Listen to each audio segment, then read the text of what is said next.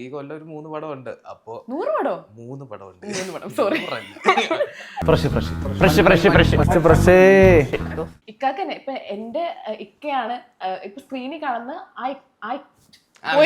പറ, മനസ്സിലായി, കാര്യം മനസ്സിലായി.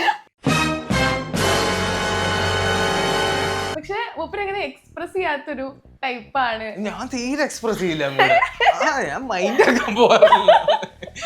ചെന്നൈയിലൊക്കെ പഠിക്കുന്ന സമയത്ത് പുള്ളി ഞാൻ എന്തേലും അവിടെ തരികട ഒപ്പിച്ച് പുള്ളിയുടെ ചെവി എത്തി കഴിയുമ്പോഴാണ് വിളി വരുന്നത്. എന്താടാ നീ ചെയ്യണത്, ചുമ്മാ നാണക്കേടൊന്നും ഉണ്ടാക്കരുത് എന്നും പറഞ്ഞ കോള് വരിക. അപ്പൊ എനിക്കിപ്പോഴും ആ പേടി ഒക്കെ വിളിക്കുമ്പോ എന്തിനായിരിക്കും വിളിക്കുന്നത്. എനിക്ക് ഒന്നാമത് ഭയങ്കര കാര്യമാണ്, ഭയങ്കര ഇഷ്ടമാണ്, ഭയങ്കര റെസ്പെക്റ്റുമാണ്.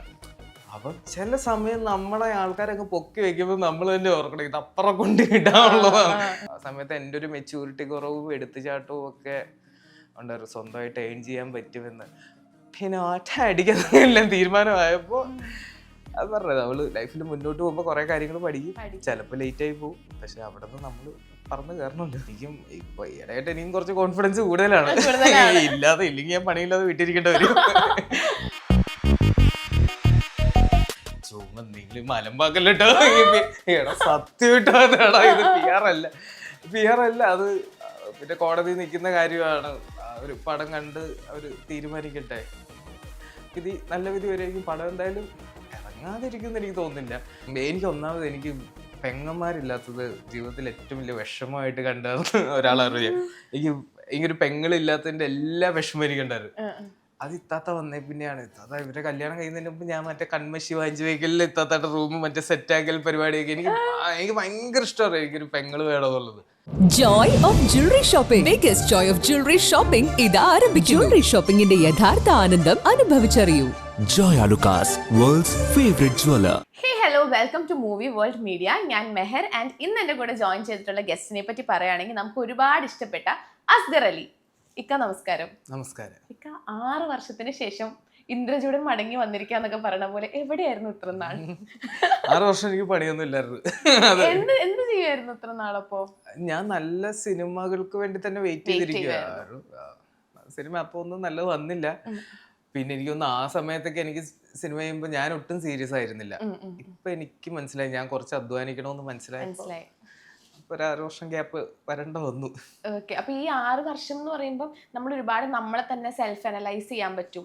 നമുക്ക് എവിടെയാണ് ഒരു ഇതുള്ളത് എന്ന് നമുക്ക് അനലൈസ് ചെയ്യാൻ പറ്റും. അപ്പൊ അതിന് വേണ്ടിയിട്ട് ആ ഒരു ഇതൊന്ന് ബെറ്റർ ആക്കാൻ വേണ്ടിയിട്ട് എന്തെങ്കിലും കാര്യങ്ങൾ ചെയ്തിട്ടുണ്ടായിരുന്നോ? അതെ, എനിക്ക് തോന്നുന്നത് തന്നെ നമ്മളാവും. നമ്മൾ ഫ്രണ്ട്സിന്റെ കൂടെ നടന്നും കുറെ ട്രാവൽ ചെയ്തും നമ്മൾ ഏജ് മുന്നോട്ട് പോകുമ്പോഴും നമുക്കൊരു മെച്യൂരിറ്റി വരുമല്ലോ. അങ്ങനെ ഞാൻ പഠിച്ച കുറെ കാര്യങ്ങളുണ്ട്. ട്രാവൽ ചെയ്ത് ഫ്രണ്ട്സിന്റെ കൂടെ കുറെ അടിച്ചു പൊളിച്ച് നടന്ന് പണിയൊന്നുമില്ലാതെ നടന്ന് അങ്ങനെ നമ്മള് തന്നെ പഠിക്കൂടെ കുറെ പടം.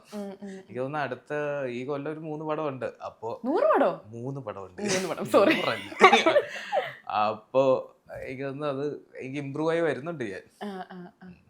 ഓക്കെ, അപ്പം ആദ്യം നമ്മൾ കണ്ടതിലൊക്കെ നായകൻ വേഷങ്ങളായിരുന്നു. ഇപ്പം റീസെന്റ് ഇറങ്ങാൻ പോകുന്ന മൂവിയിലാണെങ്കിൽ ക്യാരക്ടർ റോളാണ് ചെയ്യുന്നത്. അപ്പൊ ഇപ്പം നമ്മൾ നോക്കുകയാണെങ്കിൽ ഇപ്പൊ ദിലീപേട്ടൻ ഉൾപ്പെടെ നമ്മൾ ഒരുപാട് ആർട്ടിസ്റ്റുകളാണെങ്കിൽ സഹനടനായി വന്ന് പിന്നെ നായകനിലേക്ക് ചുവടുമാറ്റം നടത്തിയവരാണ്.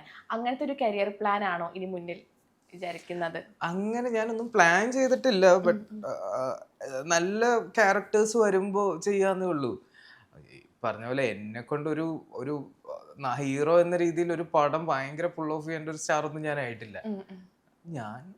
ഞാൻ പഠിച്ചു വരുവാണ്. ഞാൻ ചെയ്ത് ഇപ്പൊ ഇത് സുരേഷന്റെ കൂടെ ഒരു പടം വന്നു, അതെനിക്ക് ഭയങ്കര ഭാഗ്യമാണ്. അപ്പൊ അങ്ങനെ ചെയ്ത് നോക്കാം. ഓക്കെ, അപ്പം JSK ആണ് ഏറ്റവും പുതിയ വിശേഷം. JSK ആണെങ്കിൽ ചൂസ് ചെയ്യാനുള്ള ഒരു മെയിൻ കാരണം സുരേഷ് ഏട്ടൻ തന്നെയല്ലേ? ഉറപ്പായിട്ടും സുരേഷ് ഏട്ടൻ ഒരു കഥ ഓക്കെ പറഞ്ഞു എന്ന് പറ. പിന്നെ നമുക്ക് അതിലൊന്നും പിന്നെ എൻ്റെ ക്യാരക്ടർ എന്താന്ന് അവര് വ്യക്തമായിട്ട് പറഞ്ഞു. പിന്നെ അത് എന്നെ കൊണ്ട് ചെയ്ത് എൻ്റെ കയ്യിൽ നിൽക്കുമോ എന്നുള്ളത് മാത്രമേ എനിക്കൊരു ഡൗട്ട്. അവർക്ക് നല്ല കോൺഫിഡൻസ് ഉണ്ടായിരുന്നു. എനിക്കും ഇപ്പൊ ഈയിടെയായിട്ട് എനിക്കും കുറച്ച് കോൺഫിഡൻസ് കൂടുതലാണ്. ഇല്ലെങ്കിൽ ഞാൻ പണിയില്ലാതെ വീട്ടിരിക്കേണ്ടി വരും. അതുകൊണ്ട് അതൊരു ഇവരുടെ സുരേഷ് ഏട്ടനുള്ളത് ഭയങ്കര ധൈര്യമായിരുന്നു. സുരേഷിന്റെ പടത്തിൽ എനിക്കൊന്നും നോക്കണ്ട, പോയി ചെയ്താൽ മതി. എന്റെ പണി ഞാൻ വൃത്തിയായിട്ട് ചെയ്താൽ മതി. ബാക്കി അവര് വൃത്തിയായിട്ട് ചെയ്തോളൂ എന്നറിയാറ്. ഇത്രയും ഒരു ഗ്യാപ്പിന് ശേഷം ലൈക്ക് എന്താ JSKയിൽ ഇപ്പം റീഇൻട്രൊഡ്യൂസ് ചെയ്യാണെന്ന് തന്നെ പറഞ്ഞിട്ടുണ്ടായിരുന്നു. അപ്പൊ അത് പറച്ചിൽ തന്നെ ഒരുപാട് ഒരു കോൺഫിഡൻസ് ഉണ്ട് അല്ലേ? സത്യമായിട്ടും ഒരു കോൺഫിഡൻസ് എവിടൊക്കെയോ ലൈഫിൽ എനിക്കും വന്നു തുടങ്ങിയിട്ടുണ്ട്. ഇൻഷാ അല്ലാ നമുക്ക് മുന്നോട്ട് പോകുമ്പോ അറിയാം. ഓക്കെ. അപ്പം ഇപ്പം JSK ആണെങ്കിൽ ഇപ്പൊ പ്രദർശനാനുമതി നിഷേധിച്ച ഒരുപാട് കുറച്ച് പ്രശ്നങ്ങളിലാണ്. അപ്പം സെൻസർ ബോർഡ് ഇഷ്യൂ അങ്ങനെ കുറച്ച് പ്രശ്നങ്ങളിലാണ്. അപ്പം ഒരു സൈഡ് ആളുകൾ പറയുന്നു അത് PR-ന്റെ ഭാഗമാണ് എന്നൊക്കെ പറയുന്നു. അപ്പൊ അതിനെ പറ്റി ഇക്കാക്ക് എന്താ പറയാനുള്ളത്? ഞാനും ആക്ച്വലി ശരിക്കും അത് PR ആദ്യമേ ഓർത്തത്. ഇങ്ങനെയൊക്കെ ഒരു വിഷയം വരുമോ, ചുമ്മാ തമാശ. ഞാൻ കൂടെ വർക്ക് ചെയ്യുന്നവരോ അതിൽ വർക്ക് ചെയ്തേക്കുന്നവരെ കുറിച്ച് ചുമ്മാ നിങ്ങൾ മലമ്പാക്കല്ലോ എടാ സത്യമായിട്ടാടാ ഇത് PR അല്ല അത് ശരിക്കും അങ്ങനെ എന്തോ ഒരു പ്രശ്നമുണ്ട്. ഞാൻ പിന്നെ അതിലേക്ക് കുറെ ഇറങ്ങിപ്പോ നിന്നില്ല. പിന്നെ കോടതി നിൽക്കുന്ന കാര്യമാണ്. ഇപ്പോ ഒരു പടം കണ്ട് അവര് തീരുമാനിക്കട്ടെ, വിധി നല്ല വിധി വരെയായിരിക്കും. പടം എന്തായാലും ഇറങ്ങാതിരിക്കും എനിക്ക് തോന്നുന്നില്ല. എനിക്കതൊരു കോമഡി കാര്യമായിട്ടാ തോന്നിയത്. അറിയില്ല, ഇനിയിപ്പോ ഞാൻ ഒന്നും പറയുന്നില്ല, ഞാനിനി ഒന്നും പറഞ്ഞിട്ടൊന്നും ആവുന്നില്ല എന്നൊക്കെ. ഓക്കെ. അപ്പം ഇപ്പൊ ഒരു സ്റ്റേറ്റ്മെന്റ് പറഞ്ഞിട്ടുണ്ടായിരുന്നല്ലോ സെൻസർ ബോർഡ് ഇതാക്കണം. അപ്പൊ ആ ഒരു സ്റ്റേറ്റ്മെന്റ് പറഞ്ഞപ്പോ ആസിഫ്ക്ക് ഇതിനെ പറ്റി എന്തെങ്കിലും പറഞ്ഞിട്ടുണ്ടായിരുന്നോ? അയ്യോ, ഞാനത് ഭയങ്കര ചിരിച്ച് തമാശയായിട്ട് വന്നത്. പക്ഷെ അതിങ്ങനെ എഴുതി ഇതൊക്കെ വന്നപ്പോഴത്തേക്ക് എന്റെ ഒരു താടി വെച്ചൊരു ഫോട്ടോ കണ്ടപ്പോ ഞാൻ പേടിച്ചു പോയി. ഞാൻ അത്ര സീരിയസ് ആയിട്ട് പറഞ്ഞതൊന്നും അല്ല, ഞാൻ ഭയങ്കര തമാശയായിട്ട് പറഞ്ഞതാണ്. ഇത് കൊടുക്കാത്ത എനിക്ക് തമാശയായിട്ടാ തോന്നിയേ. ഇങ്ങനെയൊക്കെ തന്നില്ലെങ്കിൽ ഇതൊക്കെ അടച്ചു കൂട്ടി പോണം എന്നേ ഞാൻ പറഞ്ഞില്ല. ഇല്ല, ആസിഫിക്ക് ഒന്നും പറഞ്ഞില്ല. കഴിഞ്ഞാലും പിന്നെ സംസാരിച്ചിട്ടില്ല. ഞങ്ങള് സിനിമയൊന്നും സംസാരിക്കാറില്ല. വീക്കെൻഡ് ഇന്റർവ്യൂസോ അല്ലെങ്കിൽ അതൊന്നും പുള്ളി കാണാറുണ്ടെന്ന് എനിക്ക് അറിയത്തില്ല, ചോദിച്ചിട്ടില്ലേ. അപ്പം ഇപ്പൊ നിങ്ങൾ രണ്ടുപേരും ഇന്റർവ്യൂസ് കാണുമ്പോൾ നമുക്ക് തോന്നുന്ന വെച്ചാൽ ഇപ്പൊ ആസിഫ് കാക്ക് ഇക്കാലത്ത് ഭയങ്കര സ്നേഹമാണ്, പക്ഷെ മൂപ്പര് അങ്ങനെ എക്സ്പ്രസ് ചെയ്യാത്തൊരു ടൈപ്പാണ്. ഞാൻ തീരെ എക്സ്പ്രസ് ചെയ്യില്ല. ഞാൻ മൈൻഡ് ആക്കാൻ പോകാറില്ല. ഇല്ല, എനിക്ക് ഭയങ്കര പേടിയാണ്. അതുകൊണ്ട് ഞാൻ അധികം ഫ്രണ്ടിൽ പോയി ചാടി കൊടുക്കാറില്ല. ചോദ്യത്തിന് ഉത്തരങ്ങളൊന്നും എന്റെ കയ്യില് ഈ കഴിഞ്ഞ 6 വർഷമായിട്ട് ഇല്ലാത്തത് കൊണ്ട് എന്താണ് പരിപാടി എന്ന് ചോദിച്ചു കഴിഞ്ഞാൽ ഒന്നുമില്ല എന്നല്ലേ പറയാൻ പറ്റുള്ളൂ. അപ്പോ അതുകൊണ്ട് ഞാൻ അങ്ങനെ അധികം ഫ്രണ്ടിൽ പോയി ചാടാറില്ല. നിങ്ങൾ രണ്ടുപേരും അങ്ങനെ അധികം എക്സ്പ്രസീവ് അല്ലാത്ത ആൾക്കാരാണ്. പക്ഷെ ശരിക്കും ഒരു നിങ്ങളുടെ തമ്മിലുള്ള ഒരു ലവ് ലാംഗ്വേജ് എന്താണെന്ന് ചോദിച്ചാൽ എന്തായിരിക്കും പറയാ? ഇതിനെ പറ്റി ഞാനൊന്നും ചിന്തിക്കാൻ. അയ്യോ അതല്ല, പുള്ളി വിളിച്ചു കഴിഞ്ഞ അപ്പം ആദ്യത്തെ ബെല്ലിൽ എന്റെ ഫോൺ ഞാൻ എടുത്തിരിക്കും. ഇല്ലെങ്കിൽ ടെൻഷനായി, എന്തിനായിരിക്കും വിളിക്കുന്നത്. കാര്യം എനിക്ക് പണ്ടൊക്കെ ഓർമ്മ, ചെന്നൈയിലൊക്കെ പഠിക്കുന്ന സമയത്ത് പുള്ളി ഞാൻ എന്തേലും അവിടെ തരികട ഒപ്പിച്ച് പുള്ളിയുടെ ചെവി എത്തി കഴിയുമ്പോഴാണ് വിളി വരുന്നത്. എന്താടാ നീ ചെയ്യണത്, ചുമ്മാ നാണക്കേടൊന്നും ഉണ്ടാക്കരുത് എന്നും പറഞ്ഞ കോള് വരിക. അപ്പൊ എനിക്ക് ഇപ്പോഴും ആ പേടി, ഒക്കെ വിളിക്കുമ്പോ എന്തിനായിരിക്കും വിളിക്കുന്നത്. ഒന്നെങ്കിൽ വല്ല OTP ചോദിച്ചോ, ഇതൊക്കെ തന്നെയാണ് ഞങ്ങളുടെ മെയിൻ വിളികൾ. അവരൊക്കെ കൂടുതലും ഞാൻ ഇത്താത്തായിട്ടാണ്. പിന്നെ ഇക്കാട് പറയാനുള്ളതല്ല ഇത്താത്ത വഴിയാണ് ഞാൻ ചെയ്യുന്നില്ല. ഇക്കാട് ഫസ്റ്റ് മൂവി റിലീസ് ആവുന്ന സമയത്ത് എന്ന് വെച്ചാൽ ഇക്കാന്റെ ലൈഫിൽ ശരിക്കും അതൊരു മൈൽ സ്റ്റോൺ ആണ്. ഫസ്റ്റ് മൂവി റിലീസ് ആവാൻ പോവാണ്. അപ്പം ആ മൂവി കണ്ടിട്ട് ആസിഫ്ക്ക് എന്തെങ്കിലും പറഞ്ഞിട്ടുണ്ടോ? എന്നോട് ആ സമയത്ത് പുള്ളി പറഞ്ഞത്, ഈ കമന്റ്സ് ഒക്കെ ഫേസ്ബുക്കിലൊക്കെ എന്തെങ്കിലും വരും, അതിനൊന്നും റിപ്ലൈ കൊടുക്കാനൊന്നും നിൽക്കരുത്. അതെ, പക്ഷെ ഞാൻ അന്നും അതിന്റെ പുറകെ കുറെ പോയിട്ടില്ല. പക്ഷെ അന്ന് എനിക്ക് കുറച്ചൊരു അഹങ്കാരം ഉണ്ടോ, പിന്നെ എന്നെ ചീത്ത വിളിക്കാറായോ എന്നൊക്കെ. ഒയ്യോ, ഇപ്പൊ എനിക്കത് ഓർക്കുമ്പോ, അന്നത്തെ എന്നെ ഞാൻ ഓർക്കുമ്പോ എനിക്ക് ഭയങ്കര കോമഡിയാണ്. ശ്ശടാ, ഇത്രയും നല്ല അവസരങ്ങൾ കൈ കൊണ്ട് തന്നിട്ട് നീ അത് കുളമാക്കിയില്ല. അന്ന് എന്നോട് ഇത് മാത്രമേ പുള്ളി പറയുള്ളൂ. പുള്ളി ആകെ എനിക്ക് തരുന്ന ഉപദേശം ആൾക്കാരോട് മര്യാദയ്ക്ക് സംസാരിക്കുക, വാപ്പാക്കും ഉമ്മാക്കൊന്നും ഒരു ചീത്തപ്പേരുണ്ടാക്കി തരില്ല, അത് മാത്രമേ പറയാറുള്ളൂ. പണ്ടെന്നൊക്കെ പറഞ്ഞാൽ നമുക്ക് സിനിമയിൽ എത്താൻ ഭയങ്കര ഒരു പാടായിരുന്നു. ഇപ്പൊ ആസിഫ് ഖാൻ ഒരുപാട് ഓഡിഷൻസ് കൊടുത്തിട്ടാണ്, അത്രയും ആഗ്രഹിച്ചിട്ടാണ് സിനിമയിൽ വന്നിട്ടുള്ളത്. പക്ഷെ ആസിഫ് ഖാന്റെ ബ്രദർ എന്നുള്ള രീതിക്ക്, അത്രയും സക്സസ്ഫുൾ ആയിട്ടൊരു ആക്ടർ എന്നുള്ള ബ്രദർ എന്നുള്ള നിലയ്ക്ക് ഇക്കാക്ക് ലൈക്ക് സിനിമയിലേക്ക് എത്തിപ്പെടാൻ കുറച്ചും കൂടി ഒരു ആക്സസിബിൾ അല്ലായിരുന്നോ? പക്ഷെ എനിക്ക് സിനിമയിൽ ഇക്ക അല്ലാതെ ഇക്കയുടെ ഫ്രണ്ട്സുമായിട്ട് ആരുമായിട്ട് ഒരു കണക്ഷൻ ഇല്ലായിരുന്നു. ഞാൻ കോളേജ് കഴിഞ്ഞിട്ട് എനിക്ക് ഭയങ്കര വാശിയാറുമായി ഇക്കയുടെ പേരിലല്ലാതെ എനിക്ക് സിനിമ വരണം. അതൊന്നും നഷ്ടപ്പെട്ടില്ലാന്ന് എനിക്ക് പിന്നെ മനസ്സിലായത്. ഞാൻ പോയി കുറെ നാള് ചെന്നൈക്ക് ഇറങ്ങി കിടന്നു, തമിഴ് സിനിമ ഭരിക്കണമെന്ന് പറഞ്ഞിട്ട് ആഗ്രഹം. അങ്ങനെ ചെന്നൈയിലൊക്കെ നടന്ന് പിന്നെ ഒന്നും നടപടിയാവാതെ ഞാൻ ഇൻസ്റ്റിറ്റ്യൂട്ടിലൊക്കെ പഠിച്ച് കൊണ്ടിരിക്കുന്ന സമയത്താണ് എനിക്ക് ഫസ്റ്റ് മൂവി ഹണിബി 2.5 വരുന്നത്. അത് ഈ പറഞ്ഞ പോലെ എനിക്ക് വന്ന ടൈമിൽ ഞാൻ കുറെ ആലോചിച്ചിരുന്നു ചെയ്യണോ വേണ്ടയോ എന്നൊക്കെ എനിക്ക് ഭയങ്കര കൺഫ്യൂഷനൊക്കെ ആയിരുന്നു. പിന്നെ അത് എന്നെ വിളിച്ചത് ഈ പറഞ്ഞ ലാൽ സാറാണ്, ലാൽ സാർ. അപ്പൊ അദ്ദേഹം വിളിച്ച് പറഞ്ഞു കഴിഞ്ഞാൽ എനിക്ക് നോ പറയാനും പറ്റത്തില്ല. എനിക്ക് ഞാൻ ഭയങ്കര കൺഫ്യൂസ്ഡ് ആയിപ്പോയി. ഞാൻ ഇക്കാട് ഞാൻ ചോദിക്കില്ല എന്ന് ഞാൻ ഉറപ്പിച്ചതാ. ഇക്കാട് ചോദിച്ചു കഴിഞ്ഞാൽ നിന്റെ തീരുമാനം എന്നേ പറയുള്ളൂ, അതെനിക്കറിയാം. അപ്പൊ അങ്ങനെ പോയി ചെയ്തതാണ്. പിന്നെ ആ സമയത്ത് വന്ന സിനിമകളൊക്കെ എന്റെ കുറച്ച് പിടിപ്പുകേടുണ്ട്. കുറച്ചുകൂടെ ഞാൻ കഷ്ടപ്പെട്ടായിരുന്നു. സ്ക്രിപ്റ്റ് സെലക്ഷനിലാണ് എവിടെയാണ് ഒരു ഇത് പറ്റിയെന്നാ തോന്നുന്നേ? നമുക്കൊരു ഐഡിയ ഇല്ലായിരുന്നു. കാര്യം ഞാൻ ആരുമായിട്ടും ഡിസ്കസ് ചെയ്തിട്ടില്ല. എനിക്ക് വരുന്നു. അപ്പൊ ചില സമയം നമ്മളെ ആൾക്കാരൊക്കെ പൊക്കി വെക്കുമ്പോൾ നമ്മൾ തന്നെ ഓർക്കണം ഇത് അപ്പുറം കൊണ്ട് ഇടാനുള്ളതാണ്. ഇതൊക്കെ എനിക്ക് ആ സമയത്തൊന്നും എനിക്കൊരു 23 24 ഒക്കെ ഏജ് ഉള്ളപ്പോഴാണ് ഞാൻ ഇത് ഒക്കെ ചെയ്യുന്നത്. ആ സമയത്ത് എൻ്റെ ഒരു മെച്യൂരിറ്റി കുറവും എടുത്തുചാട്ടവും ഒക്കെ ഉണ്ടായിരുന്നു. സ്വന്തമായിട്ട് ഏൺ ചെയ്യാൻ പറ്റുമെന്ന് പിന്നെ അടിക്കാൻ തീരുമാനമായപ്പോ അത് പറഞ്ഞത് നമ്മള് ലൈഫിൽ മുന്നോട്ട് പോകുമ്പോ കുറെ കാര്യങ്ങൾ പഠിക്കും. ചിലപ്പോ ലേറ്റ് ആയി പോകും. പക്ഷെ അവിടെ നിന്ന് നമ്മള് പറഞ്ഞു കയറണല്ലോ. പണ്ട് തൊട്ടേ സിനിമയിലേക്ക് വരാൻ തന്നെയായിരുന്നോ ആഗ്രഹം? അതെയോ ആസിഫ് എങ്ങനെ സിനിമയിൽ സക്സസ്ഫുൾ ആയി, അല്ലെങ്കിൽ അതുകൊണ്ടാണോ സിനിമയിലേക്ക് വരണം എന്നൊരു ആഗ്രഹം വന്നത്? സിനിമ വരുന്നവരെ എനിക്കിതൊരു സ്വപ്നമാണ്. നമ്മള് തിയേറ്ററിൽ പോയി സിനിമ കാണുന്നു, ഇവരൊക്കെ ശരിക്കുള്ളവരാണോ അല്ലെങ്കിൽ ഇങ്ങനെ സിനിമയിലേക്ക് ആൾക്കാരെ പുറത്തുനിന്ന് എടുക്കുന്നുണ്ടോ എന്നൊന്നും നമുക്ക് അറിയില്ലല്ലോ. സിനിമ വന്നപ്പോഴാണോ ഇതിലിപ്പോ എല്ലാവർക്കും കയറി പറ്റാൻ പറ്റും എന്നൊക്കെ ഒരു ഐഡിയ. ഞാൻ 10th എന്തോ പഠിക്കുമ്പോഴാണ് ഇക്കാടെ ഫസ്റ്റ് മൂവി ഇറങ്ങുന്നത്. അപ്പൊ അത് കഴിഞ്ഞിട്ട് ഇങ്ങനെ സ്കൂളിലൊക്കെ ഞാൻ ഭയങ്കര സൈലന്റ് ആയിരുന്നു. കോളേജിൽ പോയപ്പോഴാണ് ഞാൻ ഇതൊന്ന് മുതലെടുത്ത് തുടങ്ങിയത്. എന്നൊക്കെ മുതലെടുത്തിട്ടുണ്ട്? നമ്മൾ ഇതൊന്നും മുതലെടുക്കണ്ട, നമ്മുടെ കൈ കൊണ്ട് തന്നോ എല്ലാരും. പിന്നെ ഞാൻ പഠിച്ച കോളേജിൽ തന്നെയാണ് ഞാനും പഠിച്ചത്. അപ്പൊ ഇക്കാനും പഠിപ്പിച്ച അതേ ടീച്ചേഴ്സായിരുന്നു എന്നെയും പഠിപ്പിച്ചത്. പറഞ്ഞു കഴിഞ്ഞാൽ എനിക്ക് അഡ്മിഷൻ കിട്ടുന്ന കേരളത്തിലെ ഒരേ ഒരു കോളേജും അത് മാത്രമായിരുന്നു. വേറെ എവിടെയും എനിക്ക് എന്നെ അടുപ്പിച്ചിട്ടില്ല. കാര്യം അത്ര നല്ല പെർസെന്റേജ് ആയിരുന്നു 10th ഉം 12th ഒക്കെ എനിക്ക്. അങ്ങനെ അതുകൊണ്ട് തന്നെ അവിടെ കുറച്ച് ഹോസ്റ്റൽ ജീവിതവും ഫ്രണ്ട്സും ഒക്കെ ആയിട്ട് നമ്മള് നല്ല തകർത്ത് എന്തെങ്കിലുമൊക്കെ കുറെ തമാശ കാണൂല്ലോ, അതൊക്കെ തന്നെ. ഓക്കെ. അപ്പം ഇപ്പൊ ഫസ്റ്റ് മൂവി ഹണിബി 2.5 ആണ്. പിന്നെ അതിനുശേഷം കാമുകി ചെയ്തു. പക്ഷെ ഇതൊക്കെ യൂട്യൂബിലായിക്കോട്ടെ നമ്മൾ DVD-യിലൊക്കെ കാണുമ്പോൾ ഇത് നമുക്ക് പ്രേക്ഷകർ നന്നായിട്ട് ആക്സെപ്റ്റ് ചെയ്തിട്ടുള്ള മൂവീസ് ആണ് ഇതൊക്കെ. പക്ഷെ ഇത് തിയേറ്ററിൽ അത്ര വിജയം ആവാത്തത് എന്തുകൊണ്ടാണെന്നൊക്കെ എപ്പോഴെങ്കിലും ചിന്തിച്ചിട്ടുണ്ടോ? എന്റെ സമയമായിരിക്കും, എനിക്കറിയില്ല. എനിക്ക് ഒരു ഐഡിയ ഇല്ലാത്ത സമയമായിരുന്നു. പിന്നെ എന്റെ ഏറ്റവും വലിയ അന്നത്തെ ഭാഗ്യം, അന്ന് ഈ റിവ്യൂ ചെയ്യുന്ന ആൾക്കാർ വളരെ കുറവായിരുന്നു. ഇപ്പൊ ചിലർ ഞാൻ രാത്രി ഞെട്ടിയൊക്കെ എഴുന്നേക്കാറുണ്ട്. ഓരോരുത്തരുടെ മുഖമൊക്കെ ഓർമ്മ വന്നിട്ട് പടം ഇറങ്ങുമ്പോ ഇവരൊക്കെ കൊല്ലും. മുഖം പെട്ടെന്ന് ഓർമ്മ വരുന്നു. അയ്യോ എത്ര ഞാനൊരു പേടി സ്വപ്നം കോക്കാണോ പിന്നെ ആരാ?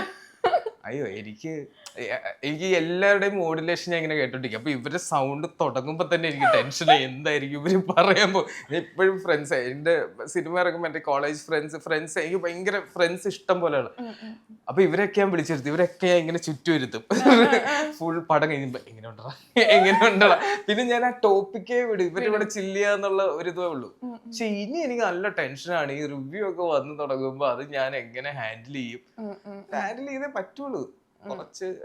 പിന്നെ മെയിൻ ഒരു കാര്യം, ഇതൊക്കെ ഉള്ളത് കൊണ്ടാണ് ഞാൻ കുറച്ചുകൂടെ ശ്രദ്ധിച്ചു തുടങ്ങിയത്. കാര്യം ഇങ്ങനെ ഇവര് തെറ്റുകൾ കണ്ടുപിടിക്കാൻ ഇവരുള്ളപ്പോ നമ്മൾ ശരിയാക്കേണ്ടത് നമ്മുടെ ഒരു ഉത്തരവാദിത്വമാണല്ലോ. അപ്പോഴാണ് നമ്മൾ കുറെ കാര്യങ്ങൾ പഠിച്ചത്.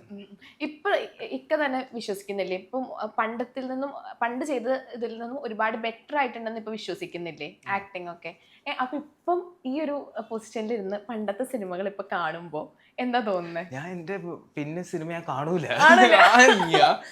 ഞാൻ ഹണിബി 2.5 ഞാൻ എന്താ തിയേറ്ററിൽ പോയിട്ട് ഞാൻ ഇന്റർവെല് വരെ തികച്ചില്ല. അതിനു മുമ്പേ ഇറങ്ങി വന്നിട്ട് അവരോട് ഓടിക്കോ. എനിക്ക് എന്നെ സ്ക്രീനിൽ കണ്ടോണ്ടിരിക്കാൻ പറ്റില്ലായിരുന്നു.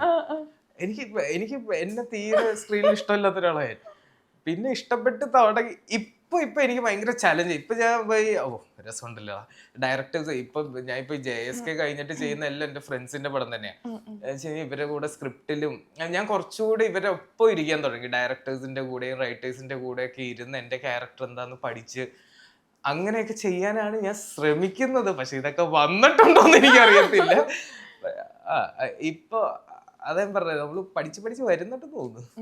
ഇപ്പൊ നമ്മളിപ്പം ലൈക്ക് ഇപ്പൊ ആക്ടിങ് ഒരുപാട് പഠിക്കാൻ ശ്രമിക്കുമ്പോൾ നമ്മൾ ഒരുപാട് ഒബ്സർവ് ചെയ്യും. ഇപ്പൊ ഏറ്റവും കൂടുതൽ ഒബ്സർവ് ചെയ്യുന്ന ഒരു ആക്ടർ ചോദിച്ചാൽ ആരായിരിക്കും? സിംബുവിനെ എനിക്ക് ഭയങ്കര ഇഷ്ടമായി. ഭയങ്കര സിംബു ഫാനാണ്. ഉണ്ട് കേട്ടോ, എവിടെയോ കാണാനും എവിടെയൊക്കെയോ ഉണ്ട്. ചുമ്മാ നീ ഇറങ്ങിട്ടില്ലേ? ഞാൻ ഭയങ്കര സിംബു ഫാനാണ്. ഇടയ്ക്കാണെങ്കിൽ കുറെ കോമഡി ഒക്കെ അടിക്കുമെങ്കിലും എനിക്ക് പുള്ളിയുടെ പേഴ്സണാലിറ്റി ഒക്കെ എനിക്ക് കാര്യം എനിക്ക് കോളേജ് തൊട്ടേ പുള്ളീനെ ഒരു ഇച്ചിരി എനിക്ക് പുള്ളിയുടെ സിനിമകളും. ഏറ്റവും ഇഷ്ടമുള്ള സിനിമ ഏതാ പുള്ളിയുടെ? എനിക്ക് എല്ലാ പടങ്ങളും സിംബുയുടെ എനിക്ക് ഏറ്റവും ഫ്ലോപ്പ് പടം വരെ ഞാൻ അന്ന് DVD വാങ്ങിച്ചിരുന്ന് കാണുമായിരുന്നു. എനിക്ക് ഇയാളെ കണ്ടോണ്ടിരിക്കാൻ ഭയങ്കര ഇഷ്ടമാണ്. ഞാൻ കോളേജിൽ ഞാൻ എന്റെ ഒരു വിചാരം ഓക്കെ ഇതേ ഒരു ആറ്റിറ്റ്യൂഡ് ഒക്കെ പിടിച്ച് കോളേജിൽ പോണോന്നൊക്കെ ഓർത്ത ഒരു ആക്ടറാണ്. എന്നിട്ട് കോളേജിൽ ആറ്റിറ്റ്യൂഡ് പിടിച്ച് പോയിട്ട് ഇങ്ങനെ ഉണ്ടായിരുന്നു? അയ്യോ കൂകൂലല്ലേ. എനിക്ക് ഒന്നാമത് ഫ്രണ്ട്സ് കോളേജിൽ പഠിക്കുമ്പോ എന്റെ ഒരു ഗ്യാങ് അല്ലാതെ വേറെ ആർക്കും എന്നെ കണ്ണെടുത്താ കണ്ടുവിടായിരുന്നു. ഒരു ഉപകാരം ഇല്ലല്ലോ, പഠിക്കത്തില്ല, ആർട്സിലില്ല, ഒരു കാര്യത്തിലും ഇല്ല. കുറച്ച് പേരുദോഷം കോളേജിൽ നിന്ന് ഉണ്ടാക്കാൻ വേണ്ടി വെച്ചേക്കുന്ന ഒരാളറിയാം. അപ്പൊ കൊറേ നാളൊക്കെ കോളേജ് എന്റെ വേറൊരു ഫ്രണ്ടൊക്കെ ആണെങ്കിൽ അവനെ ഏത് സിനിമ കാണുന്ന ആ സിനിമയിലെ ഹീറോ ആയിരിക്കും പിറ്റേ ദിവസം കോളേജിൽ. ഞാൻ പിന്നെ ഒറ്റ ഒരാളെ ആറ്റിറ്റ്യൂഡൊക്കെ പിടിച്ചിട്ടുള്ളൂ. അപ്പൊ ഈ പറഞ്ഞ പോലെ സിംബു ആണ് എനിക്ക് ഭയങ്കര ഇഷ്ടം. പുള്ളി ഇടയ്ക്ക് ഭയങ്കര ഹെവി വെയിറ്റ് ഒക്കെ, പിന്നെ പുള്ളി ഭയങ്കര പുള്ളിയുടെ ഡെഡിക്കേഷൻ എനിക്ക് ഭയങ്കര ഇഷ്ടമാണ്. ഞാനും സിംബു ഒരു സമയം ഒരുമിച്ച് രക്ഷപ്പെടണം എന്നാണ് എന്റെ ഒരു ആഗ്രഹം. ഹാർഡ് വർക്ക് കാണുമായിരിക്കും. അപ്പൊ ഇപ്പൊ കോളേജ് ലൈഫിനെ പറ്റി ഒക്കെ പറഞ്ഞല്ലോ. അപ്പൊ കോളേജില് ആസിഫ്ക പഠിച്ച സെയിം കോളേജിൽ തന്നെയാണ് ഇക്ക പഠിച്ചതെന്ന് പറഞ്ഞു. അപ്പം ആസിഫ്ക ആ സമയത്തൊക്കെ ഭയങ്കര ഹിറ്റായി വന്നുകൊണ്ടിരിക്കുന്ന സമയം.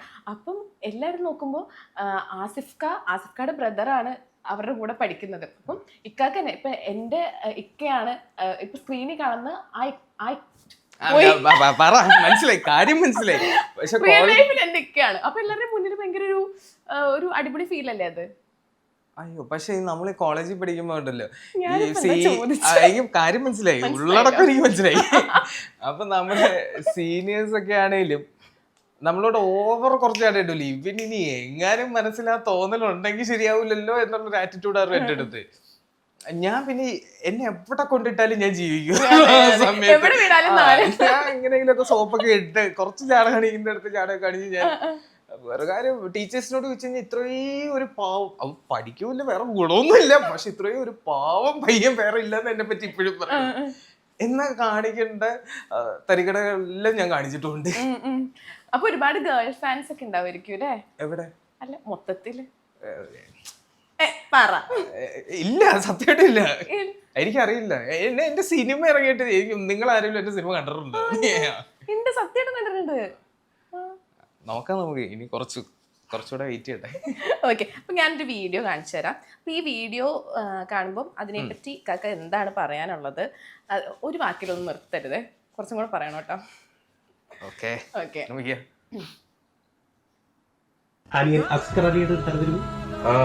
അസ്കറിന്റെ അടുത്ത് ഞാൻ കാണിക്കുന്ന ഒരു തലതിരിവ് എനിക്ക് പേഴ്സണലി ഫീൽ ചെയ്തിട്ടുള്ളത്, ഒന്ന് അവന്റെ ഏജിലുള്ള ഒരുപാട് ഫ്രണ്ട്സ് എനിക്കുണ്ട്. ഇപ്പൊ ബാലു വർഗീസ് ആയാലും ഗണപതി ആയാലും അർജുൻ അശോകൻ ആയാലും എല്ലാം എന്റെ അനിയന്റെ ഏജിലുള്ള ആളുകളാണ്. പക്ഷെ ഇവരോടൊന്നും കാണിക്കുന്നതിന്റെ 4/1 ഫ്രീഡം ഞാൻ അവന് കൊടുക്കാറില്ല. കാരണം ഇപ്പോഴും ഞാൻ കയറി വരുമ്പോ അവൻ അറിയാതെ എഴുന്നേറ്റ് നിൽക്കുന്ന കണ്ട് ഞാൻ ഉള്ളിൽ ചിരിച്ചിട്ടുണ്ട്, പക്ഷെ ഞാൻ പുറത്ത് കാണിച്ചിട്ടില്ല. പിന്നെ അവൻ കാണിക്കുന്ന തലതിരിവ് ഇപ്പോഴും എന്നോട് ബഹുമാനം കാണിക്കുന്നതാണോ എന്ന് എനിക്കറിയില്ല. അത് തന്നെയാണ് പുള്ളിനെ കാണുമ്പോ ഞാൻ എപ്പോഴും എഴുന്നേറ്റിരിക്കും. പക്ഷെ അത് നമുക്ക് ചെറുപ്പം മുതലുള്ള ഒരു ശീലമാണല്ലോ. മുതിർന്നവർ വരുമ്പോൾ നമ്മൾ ബഹുമാനിക്കൂലോ. അല്ല, അത് സ്വാഭാവികമായിട്ട് ഞാൻ എഴുന്നേറ്റ് പോകുന്നത്. എനിക്ക് ഒന്നാമത് ഭയങ്കര കാര്യമാണ്, ഭയങ്കര ഇഷ്ടമാണ്, ഭയങ്കര റെസ്പെക്റ്റുമാണ്. അതൊക്കെ തന്നെ എനിക്ക് ഭയങ്കര ഇഷ്ടമായി. എൻ്റെ അല്ലേ. അതെ, അല്ല ഈ വീഡിയോ മുന്നേ കണ്ടിട്ടുണ്ടോ? ഞാൻ കണ്ടിരുന്നു. ഓക്കെ, അപ്പൊ നിങ്ങൾ തമ്മിൽ ശരിക്കുള്ള ഒരു ബോണ്ട് എങ്ങനെയാണ് ശരിക്കും? ലൈക്ക് ഇങ്ങനെ എക്സ്പ്രസീവ്, ലൈക്ക് ഇടയ്ക്കൊക്കെ ഒന്ന് ആഗ്രഹിക്കുമല്ലോ, കുറച്ച് എക്സ്പ്രസീവ് ആയിരുന്നെങ്കിൽ എന്ന് ആഗ്രഹിക്കുമല്ലോ, അങ്ങനെ ആഗ്രഹിച്ചിട്ടില്ലേ? അങ്ങനെ എനിക്ക് ഞങ്ങള് ചെറുപ്പത്തിലൊന്നും തീരെ മൈൻഡ് ആക്കാത്ത ആൾക്കാരായിരുന്നു. ഞങ്ങൾ ഒരു മൈൻഡും ഇല്ലാത്തവരായിരുന്നു. ഇക്ക പോകുന്നു, ഇക്കടെ റൂമിൽ പോകുന്നു, ഞാൻ എൻ്റെ റൂമിൽ പോകുന്നു. ഇടയ്ക്ക് ഇക്ക ഇല്ലാത്തപ്പോൾ മാത്രം ഞാൻ റൂമിൽ കയറി മറ്റേ പഴയ എന്തേലും ഷാമ്പുവോ ബിൽക്ക് ക്രീമൊക്കെ ഉണ്ട്, പഴയ ഇതൊക്കെ അടിച്ചു മാറ്റാൻ വേണ്ടി ഇക്കടെ റൂമിൽ കയറും. അപ്പൊ ഇക്ക കുറയുമ്പോ ഡാന്ന് വിളിക്കുമ്പോൾ ഞാൻ ഇറങ്ങി ഓടി വീട്ടിന്ന്. ഇല്ല, അങ്ങനെയൊക്കെ ഉള്ളു. പിന്നെ ഞാൻ പറഞ്ഞില്ല, എനിക്ക് ഇക്കായിട്ട് കൂടുതൽ ഞാൻ അടുത്തത് ഇത്താത്ത വന്നേ പിന്നെയാണ്. ഇത്താത്ത വന്നേ പിന്നെ ഞങ്ങള് ഭയങ്കര ഫാമിലി മൊത്തത്തിൽ ഒരു ബോണ്ട് അടിപൊളിയായി. ഇത്താത്ത പിള്ളേര് കേപ്പത്തേക്ക് ഇപ്പൊ ഒന്ന് അടിച്ചു പൊളിച്ച് മാഷാല്ലാ പോകുന്നു. ലൈക് വീട്ടില് വാപ്പച്ചിക്കും ഉമ്മച്ചിക്കും എങ്ങനെയാണ്? നിങ്ങളുടെ ഒരു കരിയറിന് എത്രത്തോളം സപ്പോർട്ടിങ് ആണ്? ഭയങ്കര സപ്പോർട്ടിങ്. പിന്നെ എപ്പോഴും വിളിച്ച് നമ്മള് പണിയില്ലാതിരിക്കുമ്പോ ഇവർക്ക് അങ്ങ് സപ്പോർട്ട് ചെയ്യാൻ പറ്റില്ല. വാപ്പ എപ്പോഴും എന്നെ വിളിച്ചിട്ട് ചോദിക്കും, നിനക്ക് ദുബായിൽ വല്ല പണി ഞാൻ നോക്കി തരട്ടെ? ഇല്ല, രക്ഷപ്പെടും ഞാൻ, വിശ്വസിക്കന്നെന്ന് പറയും. വാപ്പ പറഞ്ഞല്ലേ ഉമ്മ വഴിയാണ് ഞാൻ ഇങ്ങനെ ഉമ്മ ഇത്താത്ത കേട്ട് ഇവരെ കണക്ഷൻ പിടിച്ച് ഇവരുടെ ചിക്കിലേക്ക് വാങ്ങിച്ച് ജീവിച്ച് പോയിക്കൊണ്ടിരുന്ന ഒരാളാണ്. അപ്പൊ വാപ്പ ഇതുപോലെ വിളിക്കും, ഉമ്മ വിളിക്കും, വാപ്പക്ക് നല്ല ടെൻഷനാടാ, നോക്കാം സെറ്റ് ആവും ഇപ്പൊ. പിന്നെ അതിൽ എന്നെ ഏറ്റവും കൂടുതൽ ഹെൽപ്പ് ചെയ്തേക്കുന്ന ഇക്കായ. വാപ്പ ഇക്കാട് സംസാരിക്കുമ്പോ ഇക്ക വാപ്പാട് പറയും, അവന് സമയം കൊടുക്ക്, ഞാൻ ഉണ്ടല്ലോ, ഞാൻ നോക്കിക്കോളാം അവനെ. നമുക്കൊരു കോൺഫിഡൻസ്, അവർ പിടിവള്ളി.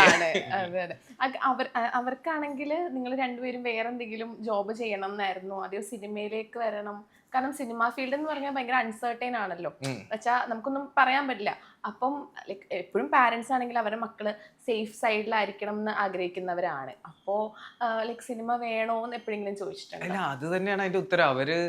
അവർക്ക് ആ ഒരു പേടിയുള്ളവർ, ഒരു പിടിച്ചു നിൽക്കാൻ പറ്റുമോ എന്നുള്ളൊരു ടെൻഷനാണ് വാപ്പാക്കും ഉമ്മാക്കും. അവര് നോക്കുമ്പോ ശരിയാണ്, ഇതിൽ എത്ര നാൾ ഇവര് പിടിച്ചു നിൽക്കാൻ പറ്റും, അതൊക്കെ അത്രേ ഉള്ളൂ. അല്ലാതെ ഏത് പ്രൊഫഷൻ എന്നുള്ളതൊന്നും വലിയ വിഷയമല്ലായിരുന്നു വാപ്പാക്ക്.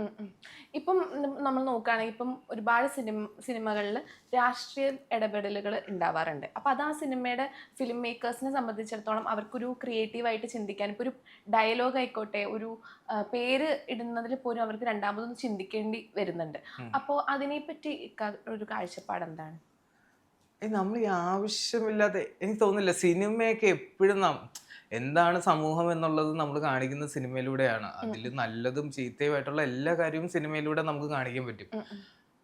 അതിലൊക്കെ ഇടപെടുന്നത് അത് തീരെ ശരിയല്ല എന്നാണ് എൻ്റെ ഒരു അഭിപ്രായം. എല്ലാവർക്കും അതിൻ്റെതായ കാണിക്കേണ്ട രീതിയിൽ കാണിക്കണം. അത് ഒരു രീതിയിൽ നമ്മൾ വേറൊരാളെ മോശക്കാരനാക്കില്ലല്ലോ, ചെയ്യണം. അത് എൻ്റെ ഒരു അഭിപ്രായം. ആവശ്യമില്ലാത്ത ഇടപെടലുകൾ ഒന്നിലും പാടില്ല എന്നുള്ളതാണ്. ഓക്കെ, അപ്പം ഇപ്പം ഇതിനകത്ത് ഇപ്പൊ ഒരു ക്യാരക്ടർ റോളാണല്ലോ ചെയ്യുന്നത് JSKയില്. അപ്പം ഇനിയിപ്പം ഈ വർഷം 3 സിനിമ ഉണ്ടെന്ന് പറഞ്ഞു. അപ്പൊ അതിനകത്തൊക്കെ എങ്ങനത്തെ ക്യാരക്ടേഴ്സ് ആണ് ചെയ്യുന്നത്? അടുത്തത് റിലീസാവാൻ പോകുന്നത് മേനെ പ്യാർ കിയ എന്ന് പറഞ്ഞൊരു മൂവിയാണ്. അത് ഈ പറഞ്ഞ പോലെ എൻ്റെ വളരെ അടുത്തൊരു ഫ്രണ്ടാണ് ഡയറക്ടർ. അപ്പോൾ അവൻ്റെ കൂടെ നിന്ന് കൊടുക്കുക എന്ന് മാത്രമുള്ളതായിരുന്നു എനിക്ക് ആ പടത്തിലുള്ളത്. അതിലൊരു അത്യാവശ്യം അതിലൊരു ക്യാരക്ടർ പരിപാടിയാണ്, പക്ഷെ അതൊരു ഫൺ മൂവിയാണ്. കുറേ ഫ്രണ്ട്സും അതിൽ ഒരു നിശ്ചിത സമയം തൊട്ട് നിശ്ചിത സമയം വരെ ഞാൻ ആ പടത്തിലുണ്ട്. അത് നല്ല രസമായിട്ടുള്ളൊരു ക്യാരക്ടറാണ്. എനിക്ക് ഭയങ്കര ഇഷ്ടമാണ്. കാര്യം എനിക്ക് തോന്നുന്നു മറ്റേ കുറെ ആർട്ടിസ്റ്റുകളുണ്ട്, കുറെ പുതിയ പിള്ളേര്. അപ്പൊ ഇവരുടെ കൂടെ ഞാൻ അടിച്ചു പൊളിച്ച് ചെയ്തൊരു പടമാണ്. ഇതൊന്നും സ്ക്രീനിലുള്ളതിനേക്കാൾ കൂടുതൽ സ്ക്രീനിന്റെ പുറത്ത് ഞാൻ ഭയങ്കര ആഘോഷിച്ചൊരു പടമായിരുന്നു മേനെ പ്യാർ കിയ. അത് കഴിഞ്ഞാൽ പിന്നെ ഒരു സംഭവം വരാനുള്ളത് എനിക്ക് ഭയങ്കര പ്രതീക്ഷയുള്ള ഒരു സംഭവമാണ്. പടത്തിന്റെ പേരും സംഭവം തന്നെയാണ്. സംഭവം എന്നാണ്. അതിൽ ഈ പറഞ്ഞ ഞാന് വിനീതേട്ടൻ, അങ്ങനെ കുറെ ആർട്ടിസ്റ്റുകളും. പക്ഷെ അതൊരു എനിക്ക് ഭയങ്കര പ്രതീക്ഷയുള്ളൊരു സംഭവമാണ്. അതെ, ഓക്കെ. ഇപ്പം ഇപ്പൊ ഒരുപാട് ആർട്ടിസ്റ്റുകളുടെ കൂടെ വർക്ക് ചെയ്തിട്ടുണ്ട്. അപ്പൊ ഏറ്റവും കൂടുതൽ കംഫർട്ടബിൾ ആയിട്ടുള്ള, എല്ലാവർക്കും കംഫർട്ടബിൾ ആയിരിക്കും, എന്നാലും ഏറ്റവും കൂടുതൽ ഒരു കെമിസ്ട്രി വർക്ക്ഔട്ട് ആയിട്ടൊരു കോ ആക്ടർ ആരായിരിക്കും? എനിക്ക് ആ ഒരു കാര്യത്തിൽ എന്റെ കൂടെ കുറച്ചു നേരം കിട്ടിക്കഴിഞ്ഞു കഴിഞ്ഞാൽ ഞാൻ അവരെ എന്റെ ടീമിൽ ഉൾപ്പെടുത്തും ഞാൻ. അതുകൊണ്ട് എല്ലാരും ഇപ്പൊ ലാസ്റ്റ് മൂവി ചെയ്യുമ്പോഴത്തേക്കും നമ്മുടെ വിനീതേട്ടൻ, അസീം ജമാൽ, അസീമിക്ക, അപ്പൊ ഇവരൊക്കെ എനിക്ക് രാത്രി ആകുമ്പോഴത്തേക്കും റൂമിൽ പോയാലും ഞാൻ ഒറ്റയ്ക്ക് ഇരിക്കില്ല, ഞാൻ പോയി ഇവരൊക്കെ റൂമിൽ പോയി കൊട്ടിക്കൊണ്ടിരിക്കും. എന്താ പരിപാടി എന്ന് ചോദിച്ചിട്ടുണ്ട്. എനിക്ക് എപ്പോഴും ഇങ്ങനെ ചുറ്റും ആൾക്കാർ വേണം, സംസാരം, ചിരി, ഇതൊക്കെ എനിക്ക്. അതുകൊണ്ട് എല്ലാവരുമായിട്ട് ഞാൻ ഭയങ്കര കംഫർട്ടബിൾ ആണ്. ഇപ്പം ലൈക്ക് നമ്മളിപ്പോൾ ഓരോ സിനിമ സെറ്റ് ആയിക്കോട്ടെ, ഓരോ സിനിമ കഴിയുമ്പോഴത്തേക്ക് നമുക്ക് ഓരോ സിനിമയിൽ നമുക്ക് ഒരുപാട് ടേക്ക് അവേസ് ഉണ്ടാവും. അപ്പം അതുപോലെ ഉള്ളൊരു ടേക്ക് അവേ എന്തായിരിക്കും ഇപ്പം ഈ സിനിമ ആയിക്കോട്ടെ അല്ലെങ്കിൽ മേനെ പ്യാർ കി? നമ്മൾ ഓരോ ക്യാരക്ടർ ചെയ്യുമല്ലേ, അപ്പം നമ്മൾ പഠിച്ചുകൊണ്ടിരിക്കും. ഓരോ സിനിമയും ഓരോ ക്യാരക്ടർ ചെയ്യുമ്പോഴും എനിക്ക് തോന്നുന്നു ഞാൻ കുറച്ചുകൂടെ ക്യാമറയുടെ മുമ്പിൽ നമ്മൾ കോൺഫിഡൻ്റ് ആവും. അത് പഠിച്ച് അത് ഓരോ സിനിമ കഴിയുമ്പോൾ അത് എനിക്ക് തോന്നുന്നു എല്ലാവർക്കും അങ്ങനെ തന്നെ ആയിരിക്കും. ഓരോ പാഠം നമുക്ക് പഠിക്കാൻ പറ്റും. കുറേ കാര്യങ്ങളുണ്ട്, കുറേ നല്ല നിമിഷങ്ങൾ കാണും ഫ്രണ്ട്സ് ആയിട്ടുള്ളതും സെറ്റിൽ. എനിക്ക് ഷൂട്ട് തീരുകയെന്ന് പറഞ്ഞു കഴിഞ്ഞാൽ എനിക്ക് ഭയങ്കര വിഷമമുള്ള കാര്യമാണ്. എനിക്ക് രാവിലെ ഇല്ലെങ്കിൽ ഞാൻ രാവിലെ എഴുന്നേക്കാത്ത ഒരാളാണ്. എനിക്ക് പണിയെടുക്കാൻ എന്നെ പോലെ ഇഷ്ടമുള്ള ഒരാളെ കാര്യം നമ്മൾ വളരെ കുറച്ച് ദിവസമാണ് പണിയെടുക്കുന്നത് ജീവിതത്തിൽ. ആ സമയം ഞാൻ ഭയങ്കരമായിട്ട് എൻജോയ് ചെയ്യും. എനിക്ക് രാവിലെ എഴുന്നേറ്റ് എനിക്ക് കറക്റ്റ് സമയത്ത് എത്തണം. എനിക്ക് സമയം ഭയങ്കര ടെൻഷനാണ്. എനിക്ക് സമയത്ത് എത്തിയില്ലെങ്കിൽ എനിക്ക് ഭയങ്കര ടെൻഷനാവും, അവരെ ബുദ്ധിമുട്ടിപ്പിക്കുമായിരിക്കും എന്നൊക്കെ ഒരു തോന്നലുള്ളത്. അതുകൊണ്ട് ഞാൻ വാക്കിംഗ് ടൈമിൽ അതൊക്കെ തന്നെയാണ് നമ്മൾ ഈ ഓരോ ഷൂട്ട് ചെയ്യുമ്പോഴും അതൊക്കെ തന്നെയാണ് ഇങ്ങോട്ട് എടുത്തോണ്ടിരിക്കുന്നത്.